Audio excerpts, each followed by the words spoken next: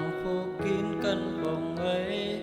Tim anh như thắt lại và mong đó chỉ là mơ, vì anh còn yêu em rất nhiều.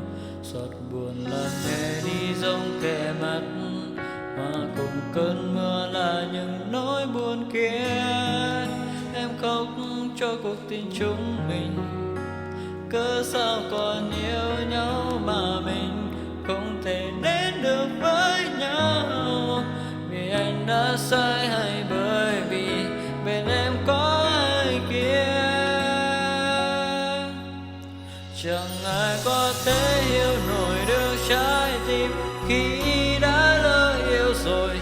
Chỉ biết trách bản thân đã mù quáng, chót yêu một người vô tâm.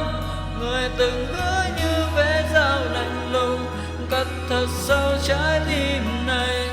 Vì muốn thấy em hạnh phúc nên anh sẽ lùi về sau. Thời gian qua chúng ta liệu sống tốt hơn hay cứ mãi dối lừa. Nhìn người mình thương ơn nhẹ mi cay khiến tim này càng thêm đau. Người từng khiến anh thay đổi là em đã mãi xa rồi. Thôi giấc mơ khép lại, ký ức kia gửi theo gió bay.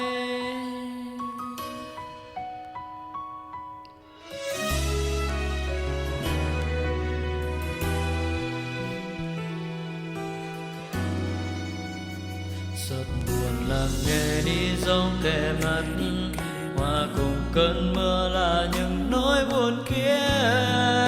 Em khóc cho cuộc tình chúng mình, cớ sao còn yêu nhau mà mình không thể đến được với nhau. Vì anh đã sai hay bởi vì bên em có ai kia. Chẳng ai có thể hiểu nổi được trái tim khi đã lỡ yêu rồi. Chỉ biết trách bản thân đã mù quáng, chót yêu một người vô tâm. Người từng hứa như vết dao lạnh lùng, cắt thật sâu trái tim này. Vì muốn thấy em hạnh phúc nên anh sẽ lùi về sau. Thời gian qua chúng ta liệu sống tốt hơn hay cứ mãi dối lừa. Nhìn người mình thương ướt nhẹ mi cay khiến tim này càng thêm đau. Người từng khiến anh thay đổi là em đã mãi xa rồi. Thôi giấc mơ khép lại, ký ức kia gửi theo gió bay. Chẳng ai có thể hiểu nổi được trái tim khi đã lỡ yêu rồi. Chỉ biết trách bản thân đã mù quáng, chót yêu một người vô tâm. Từng lời như vết dao lạnh lùng, cắt thật sâu trái tim này. Vì em thấy em hạnh phúc nên anh sẽ lùi về sau. Thời gian qua chúng ta liệu sống tốt hơn hay cứ mãi dối lừa. Nhìn người mình thương ướt nhòe mi cay khiến tim này càng thêm đau.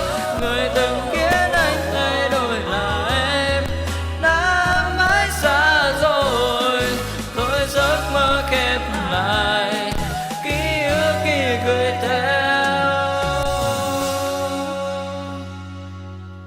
gió.